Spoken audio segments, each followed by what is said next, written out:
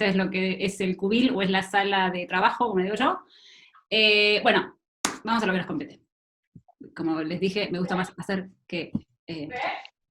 bueno, una de las cosas que solía pasar, y suele pasar aún hoy, es que se tiene la idea y después se ve para qué problema aplica esa idea. Design Thinking viene como a romper un poquitito eso, y no solamente en la idea pensándolo en emprendimiento, sino para aplicarlo en absolutamente todo. Aclaro una cosa, soy muy fanática de las plantillas y de utilizar templates o plantillas, pero usarlas para cualquier otra cosa. Jugar y no quedarse con una cosa estática de esto es solamente para usarlo en esto, sino ir jugando y probándolo de distintas maneras. Lo más importante en Design Thinking es identificar cuál es el problema. Entender y abordar esta metodología entendiendo que hay un problema y cuál es lo que se llama el... ¿Me hablaste, Fran? Perdón. Entendiendo cuál es lo que se llama el problem statement. O sea, lo que quiere decir es tener en cuenta cuál es el problema que se va a trabajar o que queremos entender o solucionar. En básico, Design Thinking lo que hace es poner las herramientas y procesos que se usaron muchos años los diseñadores, pero, espera que voy a mutearlo yo, pero para personas que nunca nos sentimos como diseñadores, y no solo para algunas cosas, sino para un rango muy amplio de problemas. Me arriesgo a decir que se puede llegar a usar en absolutamente todo. Cristian, vos que ya usaste, o los que ya usaron Design Thinking, no sé qué pensás de si se puede aplicar en absolutamente todo. Yo soy pro del sí. O sea, hay que aplicarlo a cualquier cosa, por lo menos probar. Justamente para ir viendo de qué sale, experimentar. ¿Sí? Entonces, por eso al principio en el chat del domingo pasado les decía, no piensen en Design Thinking como... Lo importante de Design Thinking es que está enfocado específicamente en las personas, y ahí entran tres variables. Las personas, la tecnología y el negocio. ¿A qué nos referimos? Usabilidad y deseabilidad, o sea, si las personas lo quieren o no, factibilidad, y por otro lado, la viabilidad. Entre esos tres hay un triangulito hermoso que yo es lo que le llamo la gloria. Ahí está realmente la oportunidad. Y si lo piensan un poco, tiene algo que ver, no específicamente, pero con la matriz de Ikigai que estuvo presentando... me olvidé el nombre, Villani, Juan Pablo, ¿no? Sí. Bueno, sí, Juan. Papi, acá. Entonces ahí vamos pensando en las personas. Este es un gran ejemplo, si bien se usó Design Thinking, esto viene de hace unos cuantos años. Como saben, la rueda se inventó hace un montón de años atrás, siglos, diría, casi, más. Y la maleta también, pero nadie hizo esa conjunción de maleta y rueda. También las circunstancias llevaron a que eso no fuera importante, porque antes las maletas había personas encargadas de moverlas y la gente que llevaba la maleta nunca la levantaba. Pero cuando la economía mundial empezó a cambiar, la gente se tenía que llevar sus propias maletas, viajaban en avión y no tenían un séquito de personas que las movieran. Entonces el problema de mover las valijas empezó a ser realmente un problema, y acá viene la parte negativa, pero de la gente que podía pagar, ¿sí? El problema de mover las maletas siempre existió, pero no era para la clase que podía llegar a pagar o exigir un cambio, ¿sí? Entonces ahí en la década del 60-70 surgió la valija con rueditas. Fíjense que estos dos primeros existieron hace un montón y recién ahora se pudo aplicar. Las oportunidades están, se empiezan a ver mucho más en la medida que se visibilizan y se necesitan. Y eso yo creo que lo que está pasando hoy en día con la cuarentena, con la pandemia, si bien tiene muchísimos aspectos negativos, es una gran oportunidad para, primero, que la gente vea los problemas, todos veamos los problemas que por ahí antes no los veíamos, y después para tratar de solucionarlos y proponer ideas. Este caso se aplicó Design Thinking. ¿Quién conoce el caso Tesco de Corea del Sur, supermercado? ¿Alguien? ¿No? Bueno. Que no tengo el chat y no veo que me escriben. El supermercado, ¿cómo se definen que, Silvia, perdón? A ver si me escribís ahí, mientras les voy contando el caso. El caso de Tesco es, Corea del Sur es uno de los países donde más se trabaja, donde se trabaja más fuerte, y el supermercado Tesco tenía, primero, había lanzado su sitio online, pero no tenía la cantidad de ventas que estaban necesitando, y como es una sociedad que trabaja mucho, la gente va a trabajar, después vuelve a los suburbios como para vivir su vida, y los fines de semana es el día que dedican específicamente para comprar. ¿Qué pasaba? Se le generaba, perdón, un montón de flujo de personas yendo a comprar, y cuando iban a comprar tardaban, la gente estaba insatisfecha, pero durante la semana no iban a comprar. Entonces, lo que hizo Tesco fue analizar qué pasaba con la gente, con sus clientes, y lo que hizo fue, en el andén de espera del subte, recrear de manera exacta, con vinilos y códigos QR, el supermercado. Entonces la gente, cuando tomaba el subte para ir a la casa, hacía la compra, y como ven ahí está la persona escaneándola, haciendo la compra escaneando, compraba online, y después arreglaba en qué momento, o se lo llevaban o lo retiraban. Ahí solucionaron varios problemas. Este es un caso de Design Thinking bastante claro. El otro caso de Design Thinking que todos usamos, o seguimos usando, depende, es el del mouse. El mouse lo desarrollaron la gente de IDEO, que es el que les pasé antes, IDEO, perdón, y es una de las empresas que empezó en la década del 70 fuerte con el movimiento de Design Thinking. Design Thinking, ¿cómo lo defino, Silvia? En definición per se, la definición per se es un conjunto de metodologías y de procesos que ayudan a encontrar soluciones a problemas centradas en el usuario. Lo que se llama el customer centric, o centrada en la persona, bueno, ese es el foco. Espero haber respondido. Súper. El del... Uy, me fui. No estoy. Ah, vale. No, esperen, ¿eh? Me fui. Ahí estoy. Ah, papelón, perdón. Ahí estoy. En el caso de Design Thinking, lo importante es el trabajo de diamantes. ¿Por qué se centra en diamantes el Design Thinking, que es lo que les contaba la otra vez? No me voy, acá sé. ¿Me ven ahí? ¿Ven la pantalla? Sí. Chan, chan, tarán. Sí, se ve. Ah, está, golazo. Bueno, primero, porque lo que hacemos es ampliar, esto que se ve acá, ampliamos, es la divergencia, es empezar a crear opciones, abrir la cabeza, y después nos volvemos a enfocar en tomar una decisión. Hacemos la convergencia, nos enfocamos en una cosa.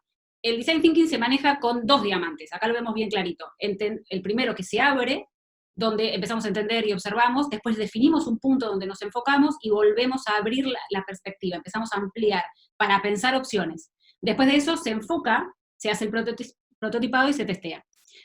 Esto, igual de esta presentación se las voy a pasar, la van a tener para que jueguen todo lo que quieren. En la primera parte lo que se hace es investigar y recolectar, juntar la mayor cantidad de información que podamos. Cosas importantes son las que están detalladas abajo. Primero, aprender de la audiencia, qué nos están diciendo. ¿Por qué esto se llama centrado en el usuario? Porque necesitamos escuchar qué es lo que le está pasando. Hacer etnografía, escuchar, entrevistas, hacer preguntas, pero no preguntas sesgadas. Y esto lo vamos a ver que es muy importante en el momento del testeo. ¿De qué se trata esto? De entender primero cuál es el problema que queremos solucionar. Por eso la parte de entender, abrir la cabeza, como hacer como una esponja, captar absolutamente toda la información que se tiene. Después, sobre esa información la empezamos a cerrar y nos empezamos a enfocar en una cosa. Hay que definir los alcances, los patrones, la relevancia, dónde va la parte más importante, y acotar a un punto de vista, a dónde vamos. Después empieza la parte de ideación. ¿Qué quiere decir ideación? Sobre toda esta información que sacamos, cuáles son los puntos en los que yo me puedo ocupar y a los que yo puedo darle una solución o intentarlo. Lo importante, acá vienen las otras tareas, que es lo que se ve aquí debajo, aquí debajo, de ofrecer muchas soluciones, experimentar, co-crear con el equipo y con otras personas, hacer brainstorming y después empezar a seleccionar. Lo importante del Design Thinking es que cuando lo apliquen, se puede aplicar uno solo, pero lo ideal es que sea un grupo interdisciplinario. No busquen personas que piensen exactamente iguales a ustedes, porque lo rico está en los puntos de vista, ¿sí? Después, en la parte de testeo, hay que pensar en grande, pero actuar pequeño. Una de las frases que a mí más me gusta de Design Thinking es equivocate rápido.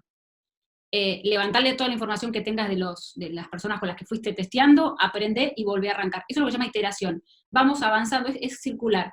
Vamos avanzando y retrocedemos. No sé si alguno de ustedes jugaron al María La Paz. Esto es muy viejo, acá se me cayeron las 40 sotas que tengo encima, los 40 y pico de años. María La Paz es el juego ese que vamos Lili, de María La Paz, un paso para atrás. Es una canción que se jugaba cuando éramos chicos, chicas. Bueno, Design Thinking es así, pero no es necesariamente que vas para atrás porque estás involucionando, sino vas para atrás con esa información nueva que tenés, vas para atrás, lo pulís, lo mejorás y vas para adelante. Así que la próxima vez que escuchen María La Paz, el juego, se van a acordar de mí. Exactamente, Cristian, equivócate pronto, equivócate. No sé si poco, pero el tema es pronto, rápido y, ya lo vamos a ver más adelante, barato, ¿sí? Esta es la estructura de Design Thinking. Esta estructura también se puede aplicar a desarrollo de emprendimientos. Por eso digo que la matriz de Design Thinking, UX, o sea, User Experience, y todo lo que tenga que ver específicamente con desarrollar un emprendimiento, están netamente de la mano. Acá viene el proceso específico, pero pensado para desarrollar una idea o un proyecto. Y abajo son toda la cantidad de matrices que yo particularmente uso, que les puede llegar a servir. Ahora no vamos a hacer todas, vamos a hacer solo algunas, porque si no estaríamos hasta que levanten la cuarentena, no sé cuándo. Pero, por ejemplo, en la parte de recolectar información y abrir la perspectiva, tenemos el mapa de entorno, el mapa de participantes, la matriz de nicho, investigación del mercado, encontrar los pains, entre otros. Por cada una de las partes, fíjense que acá no está pensado solo con empatizar, enfocarse, idear y después prototipar, iterar, etcétera, sino que está más enfocado como si fuese una idea, un desarrollo de un emprendimiento. Nosotros vamos a hacer algunos de estos, insisto, esta presentación la van a tener, pero esto para desarrollar un emprendimiento les digo que es oro en polvo, porque es el proceso exacto como para desarrollar un emprendimiento, no pensando en nuestra idea, que es lo que les conté al principio, sino estar enfocado en lo que realmente necesitan los usuarios y las personas. Acá tenemos un mapa de entorno. ¿Hay gente pendiente? Espérate. Espera. Estoy aceptando los que faltan, ¿eh? Listo. Perdón. Bueno, este es el mapa de entorno. Insisto, primero que nada tenemos que tener en claro cuál es el problema que queremos ver o al que queremos dirigirnos para solucionar. Y ahí armamos como una gran mapa de entorno para entender en dónde estamos parados, cuáles son las tendencias, qué es lo que pasa con el mercado y qué es lo que pasa con el sector. Por eso acá arriba dice entender, porque estamos en la etapa de entendimiento todavía. Entonces, tomando un problema en particular, lo que tenemos que hacer, y si tienen una hojita por ahí, empiezan a escribir, traten de entender primero cuál es el problema. Supongamos, vamos a tomar un caso bastante claro. Hoy en día estamos mirando varios de nuestros negocios online, pero el problema es que a veces el envío nos sale más caro que el producto en sí que estamos tratando de vender. Supongamos que ese es un caso. Entonces, agarrando ese problema que ya tenemos en claro, que yo quiero vender, pero el envío por ahí me sale más caro que mi propio producto, agarro un mapa de entorno y empiezo a ver cuáles son las tendencias, empiezo a escribir cada uno de estos. Ahora, pregunta. ¿Todos ustedes tienen por ahí un problema ya definido que quieran solucionar? A ver, mientras lo van pensando y me van contestando, voy a contestar lo que dice José. Quiero saber si entendí bien, la idea sería entender a los consumidores para entender, exactamente, lo entendiste perfecto. Lo que dice José es, la idea sería entender a los consumidores para entender bien qué necesitan, sí, y no solo los consumidores, sino ir un poquitito más allá, qué es lo que necesita el entorno. Perfecto, Jimé. Si tenemos una idea específica, un problema que sabemos que el cliente tiene o el consumidor tiene, vamos a hacer una etapa de investigación para ver realmente ese problema y qué otros más ven o tienen, y después de ahí sacar la información importante para ver cómo se soluciona ese y por ahí algún otro más que entre en línea. Como les contaba el caso del fin de semana pasado, hay veces que se pueden llegar a solucionar dos problemas con una misma solución. A los que tienen ya una idea definida, un problema identificado, fíjense si pueden armar esta matriz como para entender, bueno, cuáles son las tendencias. Queremos impulsar. ¡Ah, me encantó eso! ¿Quieren que abramos los micrófonos y cuentan? Pero la idea de esto era esto, justamente. Yo soy la que escribió lo del cómic. Me encantó, contame, Mayra. Contales a todos, está buenísimo. Sí. Mi nombre es Mayra Gómez, yo soy de Chile y conocí por Instagram a una niña de la juventud de Schoenstatt en México que está desarrollando este cómic del padre donde va contando los hitos, básicamente. Y entonces mucha gente de distintos países ha visto su proyecto y quiere un cómic para ella, pero son en otros países. Entonces, para ella es un desafío poder enviar sus cómics a todo el mundo, con esto mismo que decías tú, de que que el envío no salga más caro que el producto mismo. Entonces Perfecto. ahí está, claro, desarrollando como marketing para poder vender poleras que sean sobre el cómic con sus propios dibujos en México para poder costearlo el envío, en el fondo, pero en eso estamos. Claro. Está buenísimo. Eso, ahora vamos a ver cómo se arma el problem statement. O sea, cómo organizar el problema para después que la búsqueda sea más efectiva. Francisco, ¿te animás a contar tu idea? Está muy bueno, Mayra, me encantó. Francisco, si no lo leo yo, ¿eh? Acá estoy. Sí, una de las realidades que nosotros vemos, por lo menos acá en Argentina, no sé en otros lados, es que se intensificó más con la cuarentena, es que hay todo un segmento de empresas chicas que no estaban digitalizadas, que no tenían perfiles en redes sociales, que se están dando cuenta de la importancia de tener presencia en el mundo tecnológico y en el mundo de las redes sociales, pero que no tienen ni la estructura ni el presupuesto para recurrir a agencias de marketing. Perfecto. Es como que, digamos, como que en Argentina las agencias de marketing están más reservadas a empresas con una estructura ya mayor y con un mayor nivel de presupuesto. Perfecto. ¿Algún otro que quiera compartir? No sé. Ahí, Romy, nosotros con el equipo de Schoenstatt Emprende tenemos como actualmente el desafío de generar vinculación dentro del grupo. Entonces estamos con esa como problemática, ese desafío que queremos encararlo. Pero entonces estamos como todo este trabajo de descubrir de qué manera le gustaría vincularse a todos los integrantes de Schoenstatt Emprende. Perfecto. ¿Qué sería? Networking, ¿verdad? Claro, cómo hacer para que generar una red que todos nos pongamos en contacto entre nosotros y nos podamos vincular. Perfecto. A ver, Carlos, ¿querés contar tu idea? Digo, por eso lo hicimos en Zoom, para que ustedes también hablen, porque si hablo yo es todo. Onda, Romina, Claro. Carlos. Sí, mira, nosotros lo que hicimos fue ayudar a hacer YouTubes que nos ayudaran en oraciones, en algunas cosas, algunas preparaciones para el Padre Kentryn, etcétera. Eso fue muy bueno para nosotros y en lo particular para mí, para ayudarme a hacer mejores cosas, mejores contenidos, tanto para Shostan como para mi trabajo. Perfecto. En ese caso, Carlos, vos ya estás pensando en la solución. Pensá cuál es el problema. Por ahí el problema es que no hay contenidos, estoy tirando cualquiera, Exacto. No hay contenidos dinámicos apuntados a una X sector de edad sobre el padre Kentenich y sobre Schoenstatt, por ejemplo, ¿no? Exactamente, la falta de podernos reunir, la falta de podernos manejar en ese aspecto. Perfecto. Ahí en este caso nos volvemos todos pesimistas porque solo nos centramos en el problema. La solución viene después, pero si nosotros ya estamos pensando en la solución, hay un montón de información que nos estamos perdiendo. ¿Vieron cuando uno a veces se junta a hablar con amigos y hay un amigo que nunca te escucha y habla, bla, bla, bla, bla, bla, y nunca llega a escuchar lo que vos le tratás de decir? Eso es lo que hay que tratar de evitar. El tema es escuchar para poder sacar información y no ya ir con un preconcepto. Acá hay que tener la mirada 100% limpia, despojada y tengo que pensarlo. A ver, ahora quiero que me hable Lili, pero ya le contesto a Carlos, que dice, el problema tiene que ir enfocado al cliente. Por lo general, sí. Hay veces que el problema que vos detectás después te guía directamente a quién es tu cliente, o a quién le está molestando, a quién le está fastidiando el problema.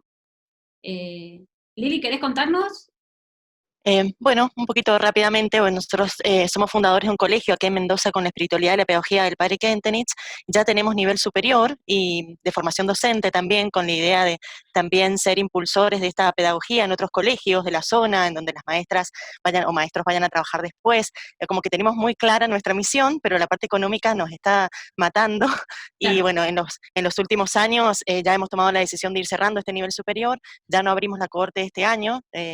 Primer año no empezó este año, bueno, y vamos a seguir cerrando las cortes. Esto ha generado en la asociación civil muchas tensiones, porque diferentes criterios para abordar el tema económico, tratar de buscarle la vuelta y no encontrarla, entonces incluso ahora estamos trabajando en haciendo acuerdos entre nosotros mismos para ver, bueno, cómo seguir manejando este tema y cómo actuar al respecto. Así que bueno, estamos ahí con esa disyuntiva, por un lado, de solucionar este problema económico que le vemos pocas vetas, y por el otro lado también cómo trabajar más aunadamente como asociación civil, ¿no? Para poder tener soluciones más consensuadas.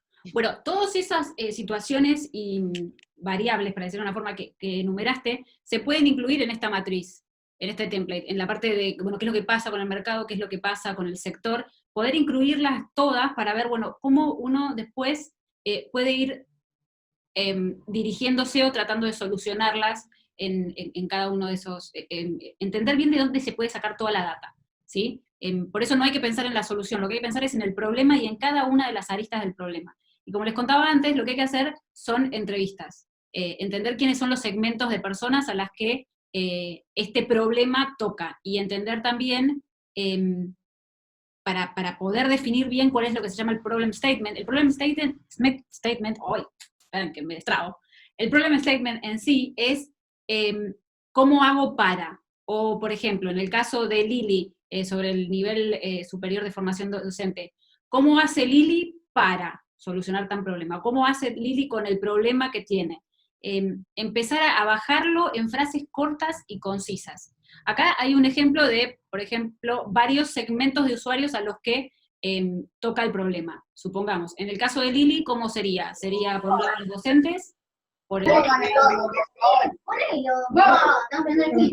un lado serían los docentes, por el otro lado serían quienes quieren asistir a nivel superior de formación docente. Hay un montón de usuarios, de personas o usuarios, donde el problema les toca o les aprieta el zapato, por decirlo de una forma, de manera distinta. Y hay que entender cómo ese problema les aprieta el zapato a cada uno, ¿sí?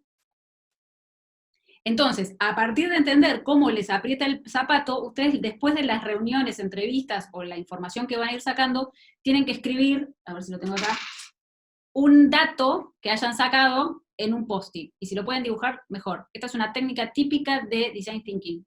Es un concepto, un papel, un dibujo. ¿Por qué dibujo? Porque mientras uno escribe y dibuja, se van organizando, se van ordenando o alineando los patitos, como digo yo, se van acomodando un poquito mejor. Por ejemplo, uno de los problemas, supongamos, volviendo al caso que les planteé antes, me estoy volcando al mundo digital para vender a través de Instagram, Facebook o lo que fuera, mis servicios, mis productos, y resulta que el envío me sale más caro que mi producto en sí, en algunos casos. De hecho, esto es real y le pasa a un montón de gente. Entonces, ¿qué agarro? Empiezo a tener entrevistas. Primero, ¿qué es lo que le pasa a la persona a la que yo le quiero vender? ¿Sí? Exactamente, como dice Cristian, las personas pensamos en imágenes y símbolos, no en palabras. Entonces, yo le pregunto a uno de mis clientes, ¿cuál es el problema con mis productos que no me compras? Y me dice, por ejemplo, yo quiero comprar me encantan los productos, supongamos que sean cuadernos, los cuadernos, pero el problema es que después el envío me sale más caro, entonces no voy a comprar si me sale más caro. Entonces ahí yo lo que hago es, voy a tratar de dibujar que mi producto, vamos a hacer una bolsita que sea cualquier cosa, el precio es más bajo que, y si quieren hago una motito, que la moto, que el precio es más caro. Entonces, hice cualquier cosa, hago el dibujito y lo voy pegando. Toda la data que yo voy levantando, sacando información, toda la información que yo pueda empezar a escribir y a poner cada uno de los post-its, los voy juntando en la pared, todos. Acá no se descarta absolutamente nada. Desde una persona que diga, lo puedo, que es muy válido, lo puedo ir a buscar, pero me da miedo de la situación de coronavirus, es otra situación. Otro sería, y la verdad que para comprar un solo producto no voy a pagar el envío. Todo eso traten de simplificarlo en un símbolo o algo y lo van pegando. Hay otras personas que les pueden llegar a decir otro tipo de información un poco más visceral, o sea, más que ustedes piensan no tiene mucho que ver, pero insisto, en este momento no se descarta nada, se hacen post-its, se pegan en la pared y después viene el momento de agruparlos, ¿sí? Ahí dice Romy, tocaya, ¿cómo saber a quién entrevistar y qué preguntar? Muy buena pregunta. Primero, a quién entrevistar es a las personas a las que les aprieta el zapato por el problema, ¿sí? Y después, papelitos post-it como capital de gracias. Bueno, claro, está muy bueno, sí. Y después, ¿qué preguntar? El qué preguntar tiene que ver con lo que vamos a ver ahora, que es el mapa de empatía. Insisto, esto es todo un proceso. Hay que entender qué les pasa. Por ejemplo, cuáles son los intereses de las personas a las que les aprieta el zapato, o que tienen el problema. ¿Cuáles son las características principales? ¿Qué les interesa? ¿Qué no les gusta? ¿Cómo los hace sentir? Y ahí entramos en el mapa de empatía, que es este que se los recomendó, no me acuerdo el nombre, el muchacho que habló el fin de pasado, no, el anterior, creo, que en uno de los chats recomendó el mapa de empatía. Este mapa de empatía se tiene que hacer por cada tipo de usuario y entrevistarlos. Entonces tratar de entender qué es lo que ve, qué siente, qué piensa, qué oye, qué dice, qué hace, y después entender cuáles son las necesidades que tiene, y por último, cuáles son los dolores, o sea, qué son las cosas que se le van moviendo cuando está pasando. Por ejemplo, este mapa de empatía se puede llegar a hacer en el caso de, ahora las entrevistas están complicadas de hacerlas, obviamente por el tema del coronavirus, pero no quiere decir que no se pueden hacer entrevistas virtuales, se pueden hacer videochats, hay muchas formas en las que se puede hacer para obtener la data que estamos buscando. Por ejemplo, en el caso de mi producto, que mi problema particular es que yo no puedo vender a través de internet porque me sale más caro el envío que el producto en sí. Entonces, una de las... ahí te desmuteo, Jimmy, ahora me decís. Una de las cosas que se puede llegar a hacer es, tengo una entrevista con una persona y le digo, bueno, vos cuando estás comprando, contame la situación en la que estás cuando estás comprando. ¿Qué sentís, qué oís, qué ves? Bueno, eso se le puede preguntar, ¿sí? Lo otro ideal es la etnografía que nombré antes. Es ir y ver, no intervenir. Una de las cosas, uno de los casos bastante interesantes que lograron poner en los shoppings, vieron que los shoppings en un momento empezaron a aparecer como silloncitos, butacones y unas cosas así, ¿se dieron cuenta de eso? Que en un momento no había nada y después aparece. Bueno, eso tiene que ver porque hubo una persona muy inteligente que dijo, hay como, no estamos capitalizando al perfil masculino, y el perfil masculino llega a odiar el shopping porque cuando va a acompañar a la mujer, es muy machista lo que estoy diciendo, pero es real, fue un estudio de ese momento, lo que estaba pasando es que la mujer estaba 3 horas en el local, y el hombre o se iba a tomar un café y ya después no sabía qué hacer. Por eso empezaron a poner butacas y sillones y sillas y lugares donde los hombres se sientan. Y hay veces, de hecho yo cuando estaba haciendo un curso en la universidad y nos mandaron a aplicar etnografía, pero para otro caso totalmente distinto, empecé a mirar exactamente qué pasaba con esos sillones y empecé a aplicar la etnografía. La etnografía es, no intervengo. Limpio mi cabeza, no juzgo nada de lo que veo, lo único que hago es tomar nota, escribo absolutamente todo. Se sientan en la silla, miran por el vidrio, le hacen el gesto a la mujer de cuánto le falta, la hora, todo. Empiezo a escribir absolutamente todo, y después con la mente aún fresca, empiezo a sacar la data de importancia. Eso es lo más difícil y también lo más importante. ¿Por qué hablé de los post-its? Porque con los post-its después lo que puedo hacer es ir pegándolos y juntarlos en temáticas similares. Jimena, querías hablar, tenés el micrófono abierto. Hola, buenas noches. Buenas. Yo te cuento mi caso. Yo trabajo en una empresa donde todo lo que es la cadena de comercialización está pensada. Rápidamente, cuando comenzó la cuarentena, se repensó todo y rápidamente se solucionó. Se repensaron las capacitaciones, se repensaron las ventas, se repensaron los envíos, se solucionó todo. Y así todo,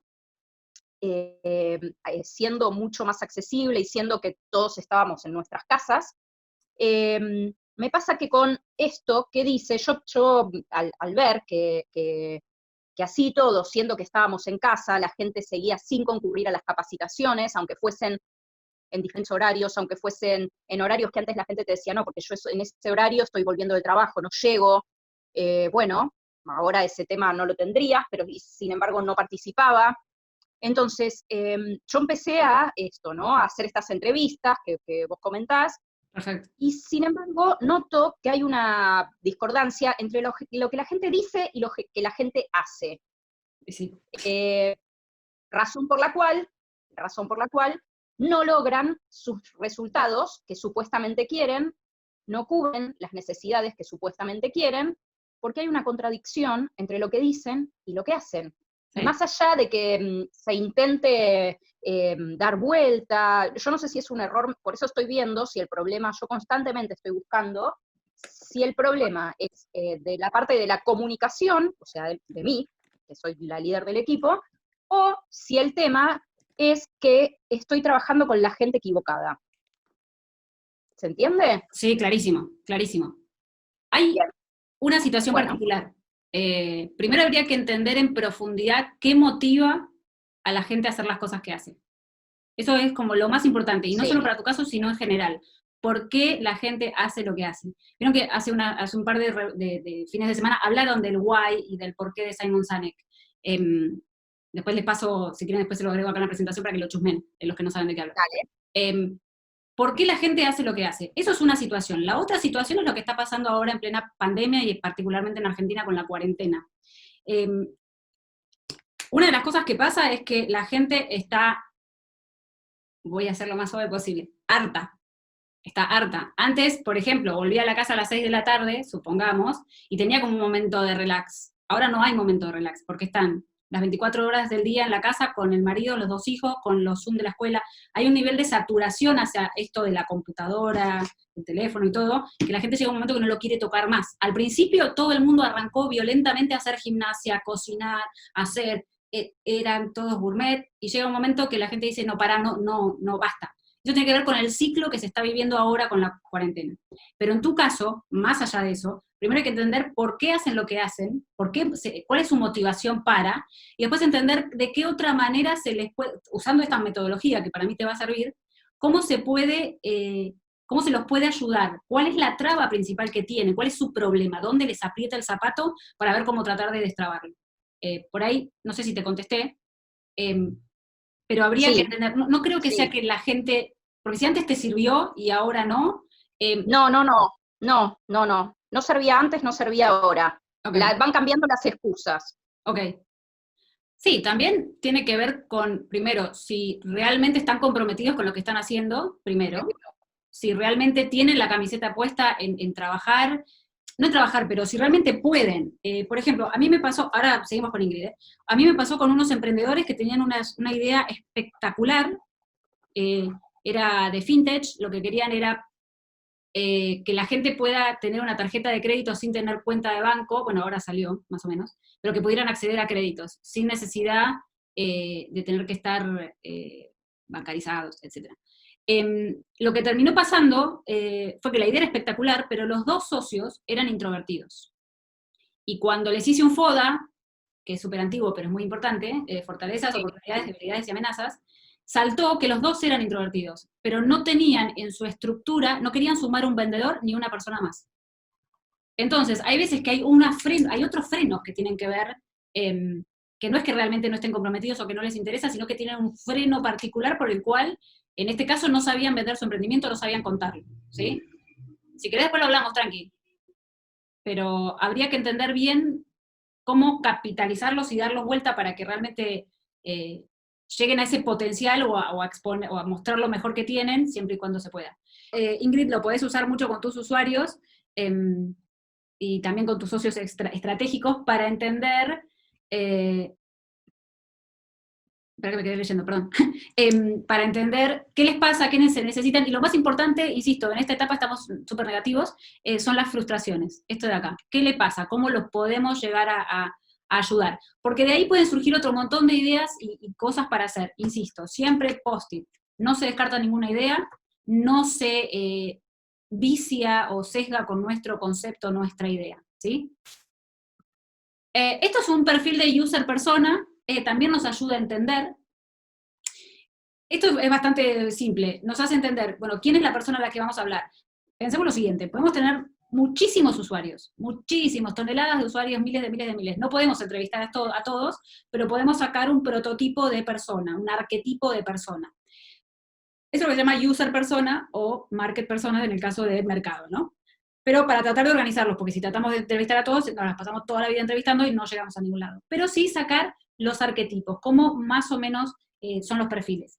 Volviendo a un caso, por ejemplo, supongamos, sobre la gente que es fanática, o sea, que tiene perros, vamos a eso, ¿no? Yo soy fanático de los perros, pero hay otra gente que tiene perros y me es fanático. Entonces, la gente que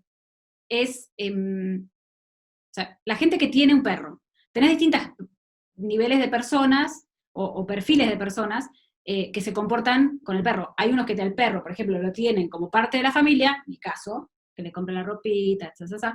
Después tenés la persona que tiene al perro, lo tiene, lo cuida y todo, pero solamente el perro, es un perro, es una mascota, tiene 4 patas, no es un perro. Y después tenés el extremo de considerar al perro a la familia, que le compran el pijama, tiene su camita con escalerita, que tiene, bueno, el extremo. Fíjense que los 3 tienen perro, Después tenemos el otro caso que no lo quiero nombrar, que es el que tiene perro y lo deja durmiendo fuera, es otro tipo de perfil. Fíjense que todos tienen perro, pero su comportamiento hacia el perro es completamente distinto, ¿sí? Volvamos al caso de que yo vendo cosas, que supongamos que los cuadernos estos que vendo está dirigido para gente que tiene perros. Yo ya sé, claramente, que aquel que no considera al perro como parte de la familia, sino lo tiene como más de seguridad, esa persona no me va a comprar un cuaderno de perros, con la foto de perros, ¿no? Ese no es mi perfil. Entonces tengo que armar igual el prototipo de persona aclarando, por ejemplo, cuáles son sus objetivos, cuáles son sus objetivos de vida, cuáles son sus objetivos con respecto al problema, que son estos que están acá, y empezar a especificarlos. Y ponerles frases que los identifiquen. Por ejemplo, la persona que tiene el perro, que hasta tiene el pijama, le podríamos poner, no sé, perro freak, parece una forma. El que tiene el perro, como yo, que los adoro, qué sé yo, pero dentro de todo es un poquito más normal, podríamos decir perro fan, ¿no? Y ahí les vas dando como una organización para que vos después, cuando veas el perfil o esta planilla, o hables de ese perfil y arquetipo de personas, lo puedas identificar como, sí, el perro fan, sí, el perro freak. Entonces yo ya, con la persona, el resto del equipo y vos con los que estés hablando, ya queda claro quién es, más o menos, quién es, y qué les interesa y dónde les aprieta el zapato, porque a cada uno de esos el problema les atañe o los toca de una manera completamente distinta. ¿Hasta acá estamos bien? ¿Sí? Entonces, fíjense que primero me estoy ocupando del problema. ¿Qué es lo que pasa? Trato de analizar el problema, en qué contexto, con quién. Ahora voy al quién, entender en detalle cómo es cada persona y cómo le aprieta el problema, dónde le molesta, cómo es cada una de esas personas que están en el entorno. Bueno, este es otro ejemplo mucho más en detalle, no voy a entrar en esto porque no, se nos va a ir la noche en esto y no quiero que así sea, pero cualquier cosa después me preguntan. Fíjense que acá va más un poquitito en profundidad, ¿no? Cuáles son las motivaciones, si es social, si me interesa el poder. Esta planilla, esta en particular, perdón, a los que tengan que hacer acciones de marketing les va a servir mucho para saber y estratificar cómo comunicar. Bueno, después el Customer Journey. ¿Se acuerdan del caso que les conté de Tesco del supermercado de Corea del Sur? Bueno, usaron esto el Customer Journey, empezaron a seguir a sus clientes y a entender particularmente qué es lo que, cómo era su proceso en el día a día. ¿Por qué? Porque ahí entendieron que el problema no era en el local en sí, el problema era mucho más grande. Entonces, en vez de pedirles que vayan al local o al supermercado, les llevaron al supermercado al lugar donde estaban varias, mucho tiempo, o varias partes de su vida, que era en el subte, esperando el subte y el tren, ¿sí? Y esto también sirve para comunicación, porque lo que pueden empezar a hacer es entender cómo meter la comunicación, me fui.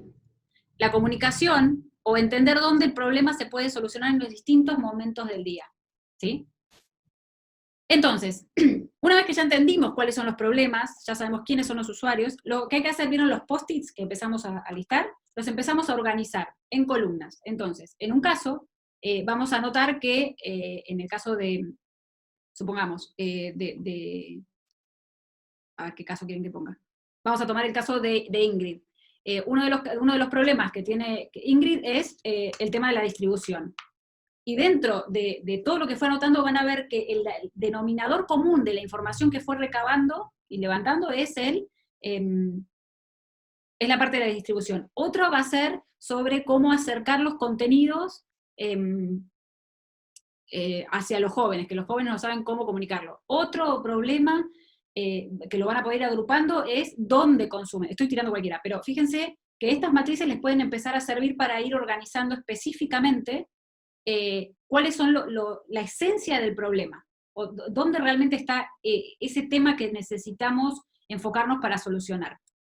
Que un poco ustedes lo tienen claro, intuitivamente, porque ya hicieron las entrevistas. Lo que le va a pasar con las entrevistas es que esos problemas que ustedes intuían que pasaban, se ven más claros. Y también lo que van a ver es que hay más problemas por debajo de la superficie que no estaban viendo.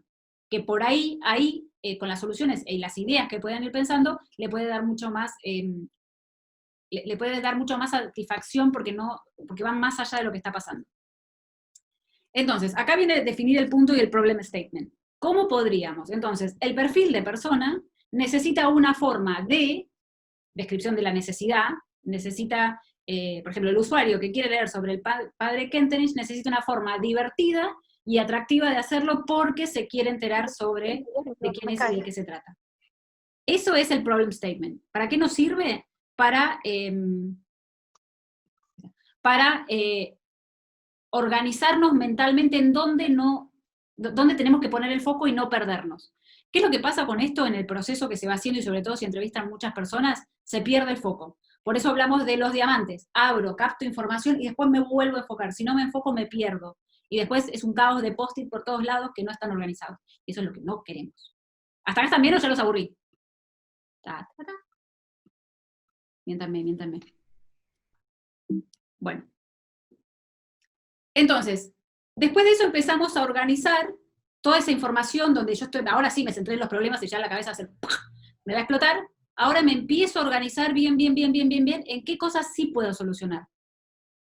No, hay que pensar en grande, sí, pero cuando vamos a enfocarnos en un punto, lo que necesitamos es una cosa para solucionar, porque después viene la idea y después viene el prototipado, ¿sí? Entonces, por ejemplo, en el caso de Ingrid, ya detectó todos estos problemas y dice, bueno, una de las soluciones va a ser, cualquiera, esto que comentaron acá, por eso les digo que el equipo tiene que ser interdisciplinario, porque fíjense que acá de una charlita, y sin aplicar realmente la materia de Design Thinking, salieron ideas. Cuanto más cabezas, distintos rubros y distintos lados y distintos entornos participen del Design Thinking, más rica es la información que van a sacar.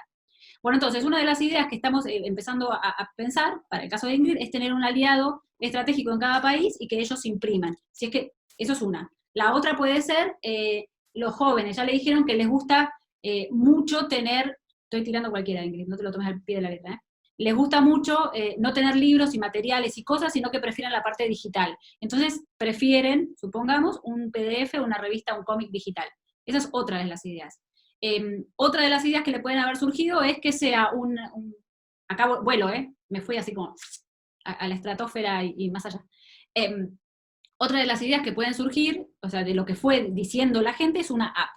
Una app donde vos a través del juego les vayas enseñando a la gente sobre la historia de Schoenstatt y del padre Kentenich. Sobre estas tres ideas vamos a ver sobre dónde, sí, miren, me fui. Sobre todas estas ideas vamos a ver dónde nos podemos enfocar. Entonces, vamos a pensar en el siguiente punto. Acá ya nos enfocamos. Vamos a ir, supongamos, en la parte del juego, de la app. Acá, en la parte de idear, hay que usar esta matriz. De todas las ideas y la información que surgió de lo que dijo la gente, de la cosa negativa que te dijo la gente, los problemas, la información que sacaste, surgen las ideas, que es lo que vimos antes. Sobre esas después vamos a empezar a juntarlas siempre con post-its, obviamente, y vemos cuáles son las que tienen más deseabilidad por la gente sobre lo que es factible, ¿sí? Porque la gente puede querer que le hagan realidad virtual, tipo Artudito, hablando pasando el mensaje de la princesa Leia, pero con el padre Kentenich, y ya sabemos que eso, y la verdad que nos va a costar un montón hacerlo, entonces va a tener alta deseabilidad, pero baja factibilidad, porque hacerlo es un lío, ¿no? Sería hermoso, sí, Ingrid, pero va a ser un lío hacerlo porque implica un capital enorme, etc. Entonces, van viendo y organizando las ideas con esta matriz para ver en qué punto podemos meternos. ¿Cuál es la idea que vamos a probar? Aquella que tenga, que esté por acá, a ver si se ve el punto, ay, me fui de nuevo, a ver, que esté por acá, alta deseabilidad y alta factibilidad, no tiene que estar acá arriba, pero que esté por acá, bueno, esas son las que se van a ir testeando, no, se van a ir prototipando para desarrollarlas, perdón. Y una vez que las prototipo, ustedes tienen dos formas de prototipar. Una es de alta fidelidad, o sea, que sea lo más parecido a lo que se va a hacer, a lo que va a terminar siendo al final, y la funcionalidad. Las de alta fidelidad, lo que te va a pasar es que te va a generar mayor cantidad de dinero invertido. Y si está mal, en realidad tenés que volver para atrás y iniciar el proceso de nuevo. El proceso de Design Thinking es un ida y vuelta. Empiezo, vuelvo para atrás. Empiezo, es María La Paz, como hablamos antes. Bueno, es eso. Entonces yo hago un prototipo de alta fidelidad y que tenga alta funcionalidad, es lo mismo que esté lanzando lo que se llama el MVP, que es la versión, el producto final, y no un MVP. El MVP es la versión más barata que yo puedo lograr, que cumpla con la funcionalidad para saber si a la gente le interesa o no. En el caso de las apps, y lo he visto y me parece hermoso, lo que se hace son, volvemos a los post-its, arriba del celular, y se figura como las pantallas, y se lo das a la gente para que la gente lo pruebe. Ahí lo importante es anotar y mirar qué es lo que hace. la gente. Si toca, no toca, si entiende para dónde tiene que ir. No, los testeos y el testeo de los prototipos no necesitan mucha cantidad de gente. Con que testen entre 6 y 12 que respondan a esos distintos perfiles que hablamos antes, está perfecto. A ver, como decís, Carlos, ¿esto se hace con escalas definidas o cómo define si es factible o deseable? Primero, si es factible, vuelvo para atrás. Si es factible, me fui para adelante. Si es factible o deseable. Primero, lo que tiene que ver es con la posibilidad, primero si es deseable tiene que ver con la gente, con la persona a la que le vas a solucionar el problema. Y la factibilidad es si realmente es factible, o sea, si se puede realmente hacer. Porque supongamos, armar realidad virtual con hologramas sobre el padre Kentenich sería espectacular, pero no es factible, no como está, primero, no por una cuestión de dinero, obviamente, y después por una cuestión de tecnología. La hay, sí, es carísima. ¿Qué tan consumible va a ser? ¿Hay un mercado suficiente? La factibilidad termina estando compuesta por un montón de variables, ¿no? Que te van a definir, primero, qué tan factible es, primero para tu bolsillo, para tu negocio y para la realidad de lo que sea. Hoy en día casi todo se puede hacer, salvo que vengas con algo muy estrambótico, pero la importancia es, primero, si la gente lo quiere, y segundo, qué tan posible es. Factibilidad tiene que ver con eso. ¿Te contesté? Le di mucha vuelta y no contesté. Avísame, Carlos. Bueno, entonces volvamos a el prototipado. Lo importante del prototipado es fallar rápido, pronto y barato. Vayan a la funcionalidad, perdón, al prototipado de baja. Sí, pero me define, así yo le pongo el más. Ok, sí, a veces con la matriz F y F, que después, después te lo cuento después me contactas y te digo, si le pones números, te da un número depende de cómo lo quieras manejar en cuestión de factibilidad. O sea, en base a esto le doy 3 puntos.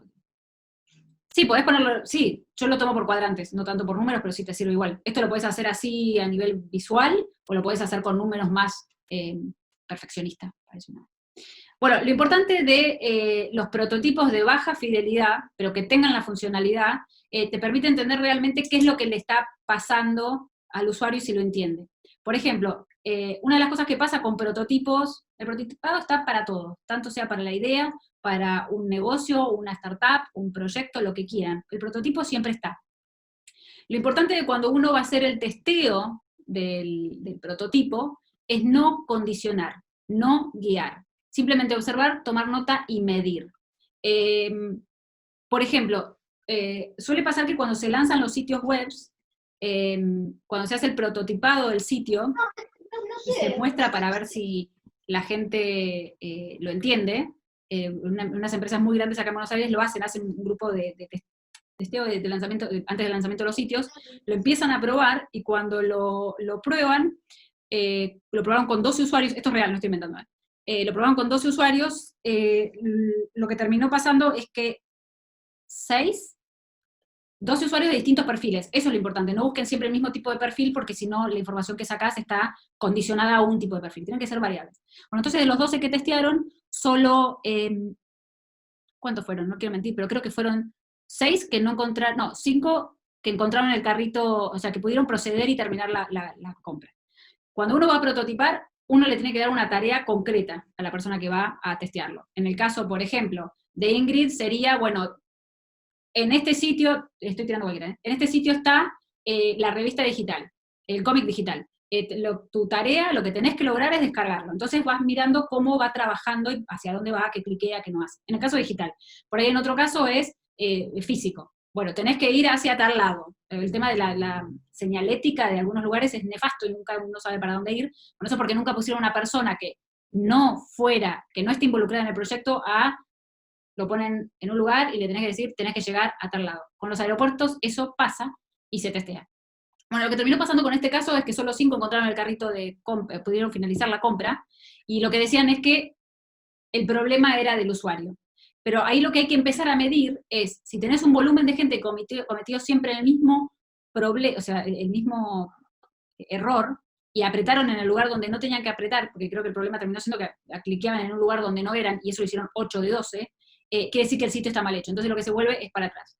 Lo importante de esto es que una vez que se testeó, después se vuelve para atrás. Si el testeo dio positivo, se puede ir hacia atrás para terminar el prototipo, ajustarlo, ver qué otra cosa se le puede agregar, se vuelve a testear, y si eso está bien, ya se lanza, ¿sí? Si en el testeo o en el testeo el problema figura que la gente no entendió, se tiene que volver para atrás. Ahora, hay que entender si el problema es que el punto en el que se definió está mal, si la idea está mal, o si hubo un error en la observación, ¿sí? Eso es lo más importante. A ver, Matías dice, los perfiles nos conviene enfocarnos en el mercado objetivo o testear con algún perfil un poco fuera del objetivo. Depende para qué lo quieras. Si vos tenés un perfil específico donde vos quieras lanzar un servicio o un producto, probá todos esos perfiles, ¿sí? No pruebes uno solo que sea el ideal, probá con todos, pero que tengan que ver con lo tuyo, ¿sí? Eso sería lo ideal. Hay veces que lo que se hace es que testeas uno que no tenga nada que ver para ver cómo te da la curva de datos con respecto a las respuestas. Avísame si contesté. Pero, por ejemplo, si el producto es masivo, lo que vas a hacer es tratar de organizar bien los distintos tipos de perfiles para después testear con cada uno de esos, ¿sí? Por ejemplo, ya que hablamos de aeropuertos. En el aeropuerto es enorme la cantidad de personas que viajan. Lo que pasa es que podés organizarlo de manera, los que viajan por placer y los que viajan por trabajo. Y después ahí tenés un montón de aristas, los que viajan por trabajo, que son CEOs, o sea, que viajan en primera y que son los más importantes, y la tienen clarísima en dónde tienen que ir, y se conocen todos los aeropuertos del mundo. Después tenés el que viaja en clase turista, pero que viaja por trabajo y viaja súper seguido. Después tenés el que viaja en turista, pero no viaja seguido. Después, o sea, tenés un montón de perfiles que tenés que armar el problema, o sea, que tenés que solucionar el problema que hayas identificado dentro del aeropuerto de manera clara para que todos lo entiendan. De hecho, cuando uno hace cursos de Design Thinking, supongamos en IDEO o en cualquier otra empresa, más que nada en IDEO lo primero que te ponen como ejercicio, es un ejercicio muy macabro, como digo yo, es tratar de solucionar. El ejercicio que te ponen te dice lo siguiente: tenemos el siguiente problema, tenemos que solucionar y mejorar la experiencia del usuario en los aeropuertos. Vieron que cuando uno viaja internacional te hacen sacar los zapatos, la media, el cinturón, un poco más, y que te quedas en shortcito, para no decir otra cosa, para poder viajar. Entonces te ponen el ejercicio ese, y ahí tenés que pensar en todos los tipos de usuarios. Acá lo que les voy a dejar, ahora vuelvo con Carlos, es una matriz, como verán soy muy matricera, una plantilla de cómo testear, cómo validar si lo que nosotros estábamos pensando estaba bien o no. Me acabo de dar cuenta que puse tercer pivot y no pivot. ¿Por qué pongo pivot? Porque pueden haber cambios o cosas que uno vaya a tener que empezar a cambiar a partir de lo que se fueron descubriendo. Y después los principales supuestos. Nosotros ya venimos con una idea y tenemos, por eso pasamos la etapa de ideación y armamos el prototipo. Ese prototipo viene con un supuesto, que yo armé, por ejemplo, en el caso de Ingrid, armé el sitio para que se descarguen el PDF, porque asumo que la gente, mi supuesto es que el usuario quiere tener el cómic ¿cómo se llama? En digital. Y en la manera en que sea digital es en PDF. Ese es un supuesto, ¿sí? Ese supuesto, ahora voy a volver medio violento. Hostia, no, pero eso no. Para acá. Está relacionado con esto. ¿Cómo podríamos? ¿Sí? ¿Cómo podríamos solucionar el problema del tipo de usuario que tiene un problema, que necesita encontrar la forma o relacionado a la necesidad que tiene porque quiere lo que fuera, ¿sí? Los supuestos son la solución relacionada a este famoso problem statement. Fui para atrás. Estoy como perdida. Bueno, como ven, es y la adoro porque sirve para un montón de cosas, lo que se llama el validation board. ¿Hasta acá vienen bien o los estoy torrando y ya se quieren ir a comer? A ver, Carlos, decías, ¿se puede testear por número de likes en Facebook? Usando los diferentes tipos de servicios. Ni. no me mates. Te digo ni porque hay que ver a quiénes tenés en Facebook, primero, si son realmente el perfil que vos estás buscando, primero. Y segundo, lo que hay que tratar de entender, si realmente esa gente que está en tu Facebook es tu público objetivo. Y lo que tendríamos que tratar de hacer, más que te pongan un me gusta en Facebook, es involucrarlos un poquitito más, que te hagan, que te contesten una encuesta, por ejemplo, ¿no? Claro, exactamente, como dice José Escobar, quizás la gente no toma conciencia del like como Carlos lo haría. Vos por ahí le das una ponderación muy importante al like de tus usuarios, y por ahí tu usuario, por ejemplo en Instagram, pasa, pone me gusta, pero sigue. Y hay veces que pasan y ponen el me gusta, de hecho a veces lo he hecho, pongo el me gusta y sigo, pero por eso, hay que ver cuánto es el valor que tiene el like para tus usuarios. Te diría que lo mejor sería una encuesta, o hasta si podés hacer una charla, un live para sacar más data, sería mejor.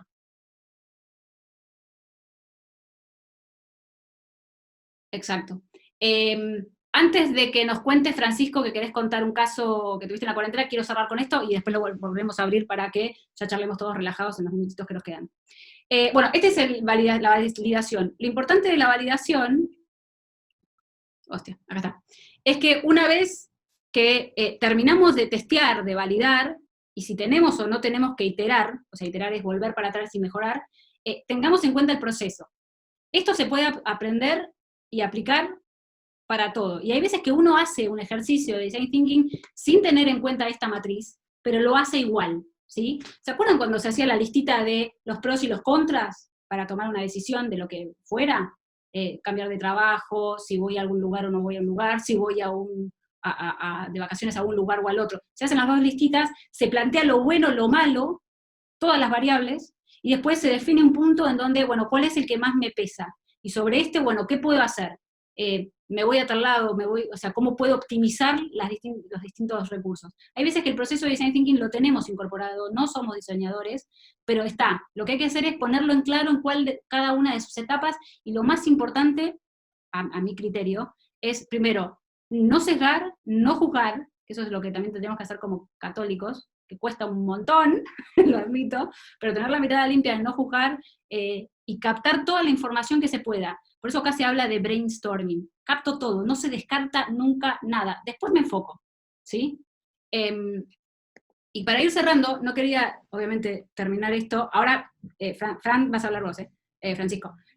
No quería cerrar la presentación sin esto, que todo lo que hagamos, tomemos este capital de gracias para decir por qué lo agradecemos, este proyecto de Design Thinking que vayan a usar, donde van a usar Design Thinking para aplicarlo, qué agradecemos, qué ofrecemos, y también el pedido. Y de hecho, cuando estaba armando esto, me llamó la atención porque me pareció que hasta dentro de este capital de gracias que nosotros cuando vamos al santuario completamos, tiene como una especie de pseudo proceso de Design Thinking. Voy a lo grande, agradezco, ofrezco, y después voy y me enfoco en lo que quiero pedir. Este es el proceso de Design Thinking. Espero les haya gustado, les sirva, lo apliquen no solamente para lo que se dice que se tiene que aplicar, sino para lo que quieran. Las plantillas, los templates están para que sean usados, ¿sí? Denlos vuelta, reinvéntenlos, unan unos con otros, encomiéndenle esto a la Virgen, como muy bien dice Romina, mi tocaya. Bueno, acá les dejo el muchas gracias, y Fran, contanos, Francisco Sosa nos iba a contar un ejemplo sobre esto aplicado a la cuarentena.